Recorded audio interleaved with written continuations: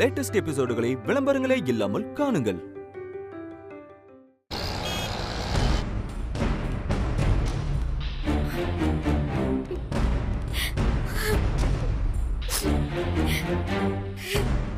டேய் என்ன என்னன்னு தெரியலங்க. அம்மா இன்னும் கண்ணு முழிக்கல. டாக்டர் இப்பதான் ரிப்போர்ட்லாம் வாங்கிட்டு போயிருக்காங்க. ஏச்சி ரீல அந்து போச்சுன்னு சொல்லி உங்க அம்மா எழுந்திருச்சு வர சொல்லு. ஏதோ அந்தாலும் பணத்தை கொடுத்து வீட்டை காலி பண்ண சொல்லுவாருன்னு பார்த்து பயந்து போய் ஏதோ ஒரு சீனை போட்டு உங்க அம்மா ஆட்டத்தை கலைக்க பார்த்துச்சு. அதான் பிரச்சனை அப்படி இப்படின்னு ஒரு வழியா முடிஞ்சு போச்சுல்ல. அதோட விடாம ஆஸ்பத்திரி வரைக்கும் வந்து ஐசிஏ ஸ்கேனு லொட்டு லொஸ்குன்னு என்னடி இதெல்லாம்? இதுக்கெல்லாம் எவன் பணத்தை கட்டுவான்? நீயா கட்டுவ? இந்த பார், இப்ப நீ போய் வர சொல்றியா இல்ல நான் போய் எழுப்பி இழுத்துட்டு வரட்டா? எங்க புரியாம பேசாதீங்க. அம்மாவுக்கு நிஜமா ஏதோ ஆயிடுச்சு. ஹாஸ்பிடல்ல வந்து அட்மிட் பண்ணதுக்கு அப்புறமும் யாராவது நடிப்பாங்களா? உங்க அம்மா 50 ரூபா வாங்கிக்கிட்டு 5000 ரூபாய்க்கு நடிக்கிற ஆளு. அதுக்கு என்ன சொல்லியா கொடுப்பாங்க? நீ என்ன பண்ற, நேரா போய் உங்க அம்மா கதையில போய் நடிச்சது போதும் எழுந்து வாமான்னு சொல்லு. அது எந்திரிச்சு வந்துரும். போ. எங்க என்னங்க உளறீங்க? ஆம்புலன்ஸ்ல வந்தது, ஸ்கேன் எடுத்தது, இப்ப ஐசியூல இருக்கிறதெல்லாம் நாடகம்னு நினைச்சுக்கிட்டு இருக்கீங்களா? இல்லன்றியா நீ? அப்ப நிஜமாலுமே பிரச்சனையா? நிஜமாங்க. என்ன செய்யறது? பேஷண்ட் சாவித்திரியோட அட்டெண்டர் யாரு? Yes doctor. நீங்க? நான் உங்களுடைய பொண்ணு. நீங்க? நான் உங்களுடைய மாப்பிள்ள. இசிஜி ஸ்கேன் ரிப்போர்ட்ஸ் எல்லாம் பார்த்தாச்சு. அம்மாக்கு ஒன்றும் பிரச்சனை இல்லையே டாக்டர்? இந்த கண்டிஷன்ல எப்படி இவங்க இத்தனை நாள் சர்வைவ் ஆகிட்டு இருக்காங்கிறதே எனக்கு ரொம்ப ஆச்சரியமா இருக்கு. என்ன டாக்டர் சொல்றீங்க? ஹார்ட்ல மேஜர் பிளாக்ஸ் 80% இருக்கு. மீதி இருக்கிற 20%ல தான் அவங்க உயிர் ஓடிட்டு இருக்கு. ஏற்கனவே அவங்களுக்கு 2 முறை மைல்டு அட்டாக் வந்திருக்கு. அதை சரியா கவனிக்காம விட்டுருக்கீங்க. இப்ப வந்திருக்கிறது மேஜர் அட்டாக். உடனடியா ஓபன் ஹார்ட் சர்ஜரி பண்ணி ஆகணும், இல்லைன்னா பெரிய ரிஸ்க் ஆயிடும்.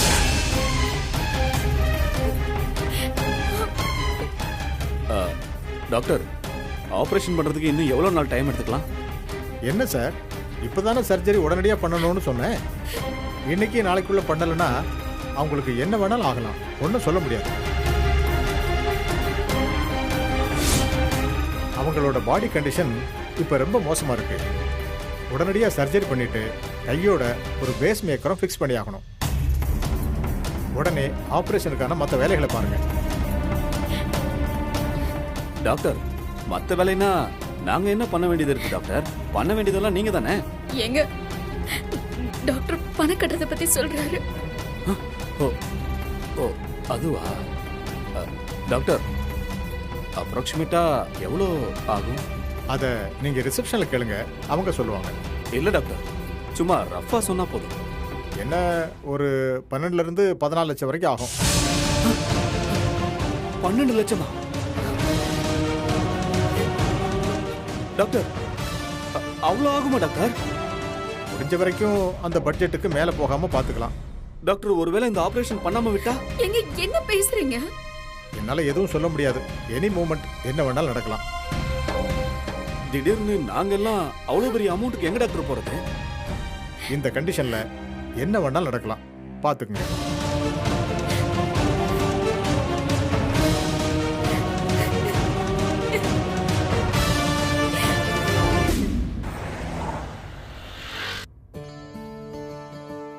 மாப்ள, தெய்வம் மாதிரி என்ன உடனே ஹாஸ்பிட்டல்ல கொண்டு வந்து சேர்த்துட்டீங்க. ரொம்ப நன்றிங்க மாப்ள. இருக்கட்டும். சரி மாப்ள, நாம எப்ப வீட்டுக்கு கிளம்புறோம்? ஆமா, உங்க அப்பா உங்களுக்கு பணம் கொடுத்து வீட்டை விட்டு காலி பண்ணலல்ல? எது வீட்டுக்கா? கிளம்புறதா? ஏன் மாப்ள, வீட்டுக்கு என்னாச்சு? வீட்டுக்கெல்லாம் ஒன்றும் ஆகல. டாக்டர் உங்களை அசையவே கூடாதுன்னு சொல்லியிருக்காரு. லேசா அசைஞ்சா கூட உங்க உயிருக்கே ஆபத்துன்னு சொல்லியிருக்காரு. மாப்ள, என்ன சொல்றீங்க? இருங்க இருங்க, பதறாதீங்க. அவங்களும் ஹார்ட் அட்டாக் வந்து படுத்திருக்காங்க. அவங்க கிட்ட போய் இந்த மாதிரி எல்லாம் பேசிக்கிட்டு இருக்கீங்க? கொஞ்சமாவது அறிவு இருக்கா? மேகலா, எனக்கு ஹார்ட் அட்டாக்கா? அம்மா, அதெல்லாம் ஒண்ணும் இல்லம்மா. அது உனக்கு ஹார்ட்ல 4 பிளாக் இருக்கா. ஐயோ, என்னோட நெஞ்சில 4 பிளாக்கா? ஆமா அத்தை, டாக்டர் ஆபரேஷன் பண்ணணும்னு சொல்லியிருக்காங்க. என்ன மாப்பிள்ள அப்படி எல்லாம் சொல்றீங்க? மா இன்னைக்கெல்லாம் பைபாஸ் சர்ஜரிங்கிறது பெரிய விஷயமே இல்லம்மா. ரொம்ப சாதாரணமா ஆயிடுச்சு. ஒரு வாரம் இல்ல 10 நாள் ஹாஸ்பிட்டல்ல இருந்தாலே போதும். 10 நாள் நான் இந்த ஹாஸ்பிட்டலே இருக்கணுமா? இல்லம்மா, ஒரு 10 நாள் தானே. அதுக்கப்புறம் நீ வீட்டுக்கு ஜம்முன்னு வந்துடலாம். மாப்ள, அதான் அத்தை, டாக்டர் ஆபரேஷன் பண்ணணும்னு சொல்லியிருக்காங்க. அதான் இந்த வயசுல இவ்வளவு பெரிய ஆபரேஷன் பண்ணா உங்க உடம்பு தாங்குமான்னு யோசிச்சுட்டு இருக்கேன். இருக்கிற வரைக்கும் நல்லா இருக்கணும் பாருங்க. மாப்ள, எப்பவுமே என் விஷயத்துல கணக்கு பார்க்காதீங்க மாப்ள. எப்படியாச்சும் நீங்க தான் என்ன காப்பாத்தி ஆகணும். பார்க்கலாம் பார்க்கலாம். திடீர்னு 12-15 லட்சம் ரூபாய்க்கு நாம எங்க போறது? கடைசி காலத்துல நான் உங்க 2 பேரையும் நம்பிதான் உட்கார்ந்துருக்கேன் மாப்ள. என்கிட்ட இருந்த ஒத்த வீட்டையும் உங்க பேர்ல எழுதி வச்சுட்டேன். இது வேற. இப்ப என் கையில எதுவுமே இல்ல மாப்ள. நீங்க தான் பெரிய மனசு பண்ணி என்னை எப்படியாவது பொழைக்க வைக்கணும். சரி சரி பாக்குறேன். என்னோட ஃப்ரெண்ட்ஸ் 2-3 பேர் டாக்டரா இருக்காங்க. நான் அவங்க கிட்ட போய் என்ன ஏதுன்னு கேட்டுட்டு வந்துடுறேன். மேகலா பாத்துக்க. சரிங்க மாப்ள. மாப்ள, அத்தைய கை விட்டுறாதீங்க மாப்ள. உன் புருஷனை பத்தி எனக்கு நல்லாவே தெரியும். எனக்கு சோறு போடுறது தண்ட செலவுன்னு நினைக்கக்கூடிய ஒரு ஆளு. எனக்கு உன்னை விட்ட வேற யாரும் இல்ல மேகலா. என்ன அனாதையா ஆஸ்பத்திரியில சாக விட்டுறாதீங்க. இந்த மாதிரி கண்டதெல்லாம் பேசாதம்மா, உனக்கு சரியாயிடுமா. உன் புருஷன் பேசுற பேச்சு எனக்கு எதுவுமே சரிப்பட்டு வரல மேகலா. எப்படியாச்சு என்ன காப்பாத்திடு மேகலா. அதெல்லாம் பாத்துக்கலாமா. இதுக்குதான் 4 காசு நமக்குன்னு சேர்த்து வச்சுக்கணும்னு பெரியவங்க சொல்லுவாங்க. என்ன கைவிட்டாதீங்க மேகலா.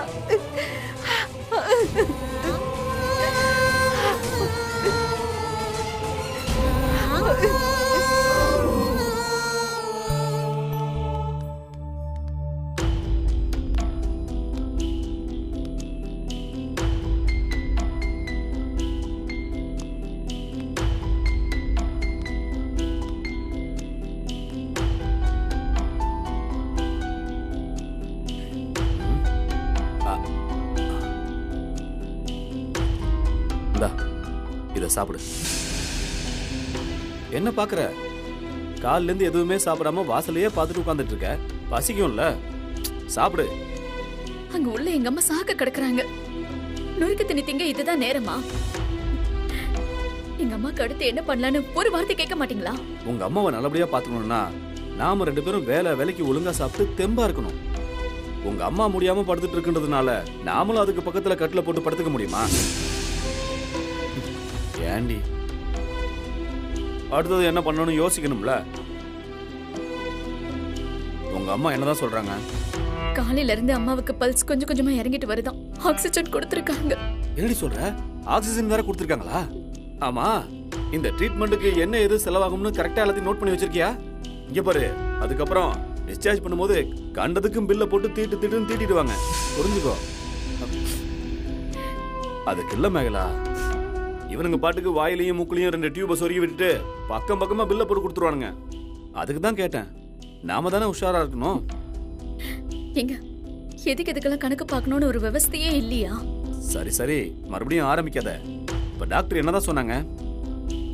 அதான் ஆபரேஷன் பண்ணியாகணும்னு சொல்லிட்டாங்கல்ல. மேகலா, உங்க அம்மாவுக்கு வயசாயிருச்சுடி. இனிமே இந்த மாதிரி மேஜர் ஆபரேஷன்லாம் அவங்க உடம்பு தாங்காது. டிஸ்சார்ஜ் பண்ணி அவங்கள வீட்டுக்கு கூட்டிட்டு போயிடலாம். என்னங்க இப்படி எல்லாம் பேசுறீங்க? ஆமா மேகலா, இப்ப கையில 12 லட்சம் ரூபாய் எங்க இருக்கு? நானும் முடிஞ்ச இடத்துல எல்லாத்துலயும் கேட்டு பார்த்துட்டேன். அதெல்லாம் இப்போதைக்கு வாய்ப்பே இல்ல மேகலா. ஏங்க உங்க அப்பா இன்னைக்கு பணம் தரேன்னு சொன்னாரல்ல? யாரு அந்த ஆளா? அந்த ஆளுகிட்ட உண்மையாவே பணம் இருந்தா இந்நேரத்துக்கு நம்ம பணத்தை கொடுத்துட்டு நம்ம பொட்டி பொடிக்கெல்லாம் தூக்கி வெளியே எரிஞ்சிருக்க மாட்டாரு. சும்மா அழுது ஆர்ப்பாட்டம் பண்ணாத மேகலா. பிராக்டிக்கலா கொஞ்சம் யோசிச்சு பாரு. 12 லட்சம் ரூபான்றது இன்னைக்கு தேதிக்கு 30 சவரன் நகை. இப்போ அந்த காசை செலவு பண்ணி வைத்தியம் பார்த்தா மட்டும் உங்க அம்மா எந்திரிச்சு ஒலிம்பிக்லயே ஓட போறாங்க. முறைக்காத. சரி, அப்படியே ஆபரேஷன் பண்ணி ஃபெயிலியரா போச்சுன்னா உங்க அம்மா போய் சேர்ந்துட்டாங்கன்னா அந்த பணம் வேஸ்ட் தானே? இந்த பார் சொல்றதை கேட்காம இப்படி அழுதுகிட்டே இருக்கிறதுல ஒரு பிரயோஜனம் இல்ல மேகலா. உங்க ஆபீஸ் இன்சூரன்ஸ்ல எங்க அம்மா பெரிய சேர்த்திருக்கீங்கல்ல. எது? அதெல்லாம் போன வருஷம் மேகலா. இந்த வருஷம் ரெனியூ பண்ணும்போது அவங்க பேரு வேணான்னு தூக்கிட்டேன். ஏங்க? ஏன்னா ஏற்கனவே அவங்க அம்மா கூட்டிட்டு வந்து நம்ம வீட்டுல தானே வச்சிருக்கோம். அந்த செலவு போதாதுன்னு இப்ப இன்சூரன்ஸ் பிரீமியத்துக்கு வேற ஒரு 10,000 15,000 செலவு பண்ணுமா? அதான் தூக்கிட்டேன்.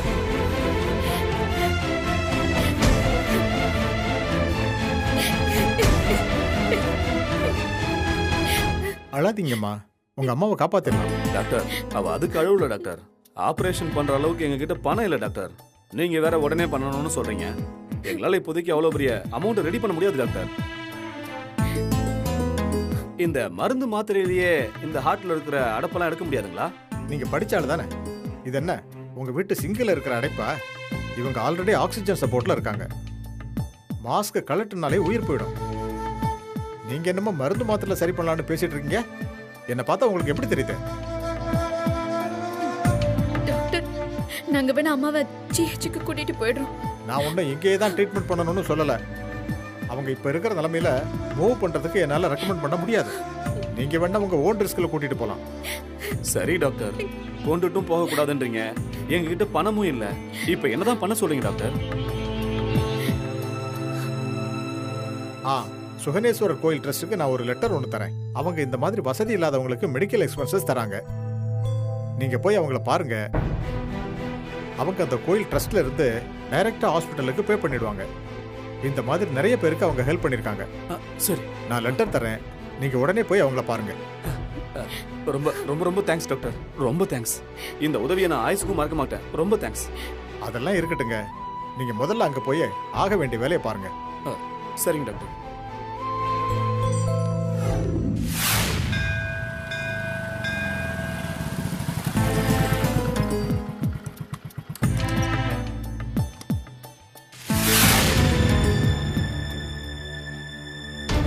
சீதா, அங்க பாரு.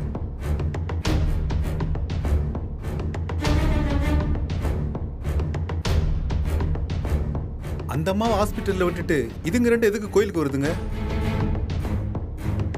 புள்ள சம்பந்தம் இல்லாம வரமாட்டானே. மாமியாருக்காக ஏதாவது வேண்டிக்கலான்னு வந்திருப்பான். யாரு இவனா? மாமியாருக்காக வேண்டவனா? அட, அவன் எதுக்கோ வந்துட்டு போறாமா இருக்கு. விடுப்பா. சரி வாங்க.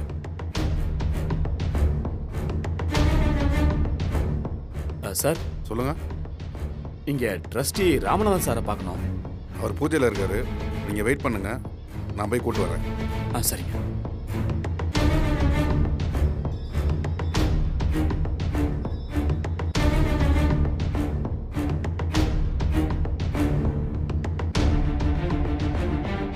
ஏங்க, அம்மாவோட வீடு வித்து அதுல ஒரு 10 லட்ச ரூபாய் இருந்தா ஆபரேஷன் பண்ணிடலாம்ல? ஏய், வித்து காலி பண்றதுக்கா அவங்க வீட்டை எழுதி கொடுத்தாங்க? நாம கடைசி வரைக்கும் அந்த சொத்தை கட்டி காப்பாத்தணும் தானே நம்மகிட்ட எழுதி கொடுத்துருக்காங்க. அதை வித்து ஆபரேஷன் பண்ணணும்னு சொல்ற? கொஞ்சமாவது அறிவோட தான் பேசுறியா? பாத்தியா?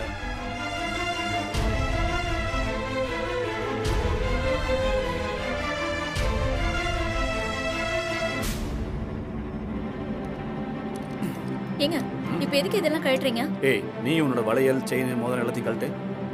கழட்டு சொல்றேன். இல்லனா நம்மள வசதியானவங்க நினைச்சு பணம் தராம போயிடுவாங்க. பாத்தியா?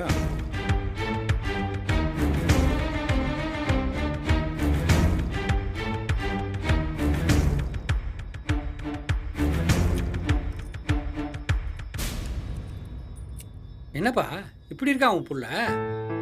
போயும் ஒரு பிச்சைக்காரனை பத்தி வச்சிருக்கண்டா. அந்த பூஜையெல்லாம் அங்க பண்ணி சொல்லிட்டேன். அதெல்லாம் முடிச்சிருங்க. சார் வணக்கம் சார். வணக்கம். வணக்கம். ஐயப்பன் சார் சொல்லி அனுப்புனாரு. ஓ, நீங்க தானே அது? ஆமா சார். யாருக்கு ஆபரேஷன்? என்னோட மாமியார் சார். இவங்க அம்மா. என்ன ஆபரேஷன்? ஹார்ட் சர்ஜரி பண்ணி பேஸ் மேக்கர் வைக்கணும்னு சொல்லியிருக்காங்க சார். எப்படியும் ஒரு 12 to 15 லட்ச ரூபாய் வரைக்கும் ஆகும்னு சொல்லியிருக்காங்க. இந்த வருஷத்துக்குள்ள கோட்டா முடிஞ்சு போச்சுங்க.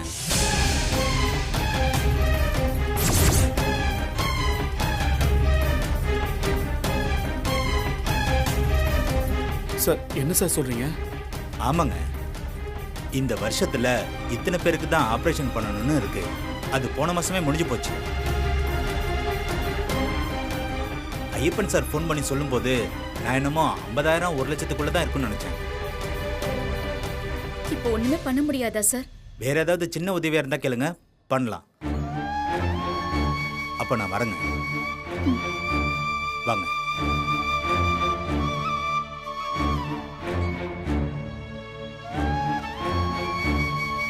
என்னங்க இப்படி சொல்லிட்டாரு? சரி விடு, உங்க அம்மாவுக்கு கொடுத்து வச்சது அவ்வளவுதான். நாம என்ன முயற்சி பண்ணாமலா இருக்கோம்? சரி இப்ப என்ன பண்றது? என்ன செய்யறது? இன்னைக்கு சாயங்காலம் உங்க அம்மாவை டிஸ்சார்ஜ் பண்ணிடுவோம். என்னங்க இப்படி பேசுறீங்க? அம்மாவது அசைய கூடாம பாத்துக்கணும்னு டாக்டர் சொல்லிட்டாருல்ல. ஏய், டாக்டருங்க அப்படிதான் சொல்லுவாங்க. எனக்கு தெரிஞ்ச சித்த வைத்தியர் ஒருத்தர் இருக்காரு. டாக்டருங்களால முடியாம நின்னு போன இதயத்தையே மறுபடியும் துடிக்க வச்ச ஆள் அவரு. எல்லாத்தையும் மூலிகையை வச்சு வைத்தியம் பண்ணக்கூடியவரு. எனக்கு இப்படி அநியாயமா பேசுறீங்க? இங்க பாரு மேகலா, உங்க அம்மாவுக்கு ஏற்கனவே வயசாயிடுச்சு. இனி அவங்களுக்கு லட்சக்கணக்கில் செலவு பண்ணி வைத்தியம் பார்த்து கூட்டிட்டு வந்து இன்னும் ஒரு 5-6 மாசம் மட்டும் எக்ஸ்ட்ராவா இருக்கிறதுனால ஏதாவது பிரயோஜனம் இருக்கா சொல்லு? இங்க பாரு மேகலா, ஒரு மனுஷன் வாழும்போது எவ்வளவு நிம்மதியா வாழ்றானோ அதே போல சாகும்போது நிம்மதியா கண்ணு மூடணும். நான் சொல்றத நல்லா கேளு மேகலா. இந்த வயசுல அவங்க உடம்புல கத்தியெல்லாம் வச்சு தயவு செஞ்சு குடும்பப்படுத்தாம அனுப்பி வச்சிருவோம். அதான் நல்லது. வா போலாம்.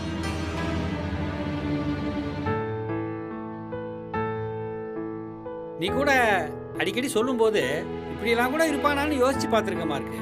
இப்பதான் நேர்லயே பார்க்குறேன். இவெல்லாம் என்னடா மனுஷன்? என்னத்த சொல்ல.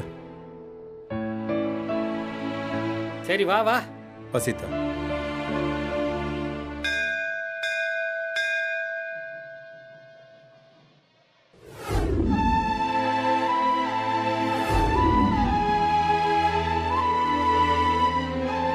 என்ன மார்க்கு, ரொம்ப பலமா யோசிக்கிற? அதெல்லாம் ஒன்றும் இல்லை. நீ முழிக்கிற மொழியே சரியில்லையே. என்னன்னு சொல்லுப்பா. இந்த ராஜா மாமியார் அவனை தான் மலை போல நம்பிட்டு இருந்துச்சு. அதுக்கு இருந்த ஒத்த வீட்டையும் அவன் பேருக்கு எழுதி வச்சிருச்சு. இப்போ எங்கேயோ ஒரு 1/2 கிரவுண்டு நிலம் இருந்திருக்கு போல, அதையும் இவனுக்கே கொடுத்துருச்சு. அது இப்படி உசுருக்கு போராடிட்டு இருக்கு. இந்த நிலைமையில நட்டாத்துல விட்டுட்டு நன்றி கிட்டு போயிட்டானே. ஏமா இருக்கு, உனக்கே செய்யாதவன் வேற யாருக்கு செய்ய போறான்? ஒரு உசுருங்கிறது அவ்வளோ சாதாரணமா போச்சு இல்ல. அதுக்கு நம்ம என்னப்பா செய்ய முடியும்? எனக்கு ஒன்று தோணுது. என்ன? இந்த மனோகருக்கு கொடுத்த 10 லட்சம் கடைசி வரைக்கும் வரும்னு நான் எதிர்பார்க்கவே இல்லை. கடவுளா பார்த்து அதை நம்ம கை கொண்டு வந்து சேர்த்திருக்காரு. அதுக்கு என்ன இப்போ? கடவுளுக்கு நன்றி சொல்லிட்டு அடுத்த வேலையை பார்க்க போக வேண்டியதானே? இல்ல, கடவுள் அந்த காசுக்கு செலவையும் கண்ணு முன்னாடி காட்டுறாரு. என்ன மார்க் பேசுற? லூசா நீ? டேய் நீலா, அந்த பணத்தை நான் ஆஸ்பத்திரியில் கட்டிட்டு அந்த அம்மாவுக்கு ஆபரேஷன் பண்ண சொல்லலான்னு இருக்கேன்.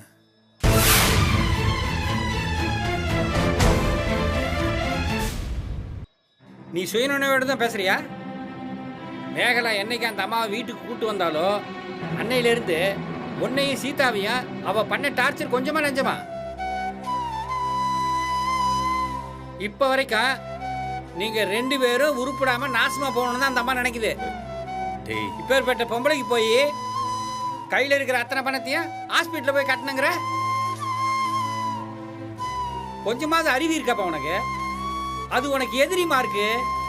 டேய், உசுரில் எது நீலா? நல்ல உசுறு, கெட்ட உசுறு, வேண்டிய உசுறு, வேண்டாத உசுறு, எதிரி உசுறு, நட்பு உசுறு. உசுருன்றதெல்லாம் ஒன்று தானே? அதெல்லாம் சரிதான்பா. ஆனா நீ எதுக்காக அந்த அம்மாவுக்கு உதவி பண்ணணும்? அப்படின்னு பார்த்தா டெய்லி வைத்தியம் பண்ண செலவு காசு இல்லாம நிறைய பேர் செத்துட்டு இருக்காங்க. அவங்க எல்லாரையும் போய் நம்ம காப்பாற்ற முடியுமா என்ன? அது நம்ம வேலையும் இல்லமா இருக்கு. இல்ல, நம்ம கூடவே இத்தனை நாளா வாழ்ந்த ஒரு உசுறு நம்ம கண்ணு முன்னாலேயே போகும்போது கையில பணத்தை வச்சுக்கிட்டு வேடிக்கை பார்க்க மனசு இடம் கொடுக்கலடா. என்னமா இருக்கு இப்படி பேசுற? இது உன் மானத்தை காப்பாற்ற போற பணம். அதை வச்சுதான் அவங்கள வீட்டை விட்டு துரத்தணும்னு நினைச்சேன். அது புரியாம இப்ப எப்படி பேசுற? மார்க்கு, அந்த அம்மாவுக்கு செலவு பண்ண ஒரு நல்ல காரணம் கூட இல்லையே. அது உன் கூட அனுசரிச்சு போயிருந்தா கூட பரவாயில்ல. அது உன் வீட்லயே உக்காந்துக்கிட்டு உனக்கே குழி பறிச்ச தப்பான பொம்பளை மார்க்கு. எனக்கு என்னமோ இன்னைக்கு அதை பார்த்தா என்னையும் சீதா மாதிரி, அதுவும் பிள்ளைங்களால கைவிடப்பட்ட ஒரு அனாதை மாதிரி தான் என் கண்ணுக்கு தெரியுது. சீதா, நீயாவது அவனுக்கு புரியுற மாதிரி கொஞ்சம் எடுத்து சொல்லுமா, கேட்கறானா பாப்போம். நான் என்னென்ன சொல்றது? அவர் இதை சொல்லலைனா நானே அதைத்தான் சொல்லியிருப்பேன். என்ன சீதா, நீ அவன மாதிரியே பேசுற? ஆமா அண்ணே, அவர் ஹாஸ்பிட்டல்ல இருந்தப்போ நான் அலைஞ்ச அலைச்சலும் தவிப்பும் வேதனையும் எனக்கு தண்ணி தெரியும். யார் யார் கைய காலையோ பிடிச்சு கழுத்துல இருக்கிற தாலி சங்கிலிய விக்கிற அளவுக்கு போனேன். நாம பரவாயில்லண்ண, நம்ம கிட்ட விக்கிறதுக்குன்னு ஏதாவது ஒண்ணு இருந்துச்சு. அவருக்காக கூட இருந்து ஓடி ஆடி ஏதாவது ஒரு வேலை செய்ய நான் ஒருத்தி இருந்தேன். ஆனா அந்த அம்மாவுக்கு எல்லாரும் இருந்தும் அனாதையா இருக்குது. பாவம், அதை பொழைக்க வைக்கணும்னு நினைக்க ஒருத்தரும் இல்லைண்ண. ஆமா, உங்க 2 பேருக்கு மூளைகள குழம்பி போயிடுச்சா? டேய், அது விரோதியோ எதிரியோ துரோகியோ ஒரு உசுறு போறதை வேடிக்கை பார்த்துட்டு என்னால சும்மா இருக்க முடியல நீலா. இப்படியே ஓடி ஓடி அடுத்தவங்களுக்கு உதவி செஞ்சு என்னடா சாதிக்க போற? பார்த்துக்கலாம் விடுறா. அட போடா.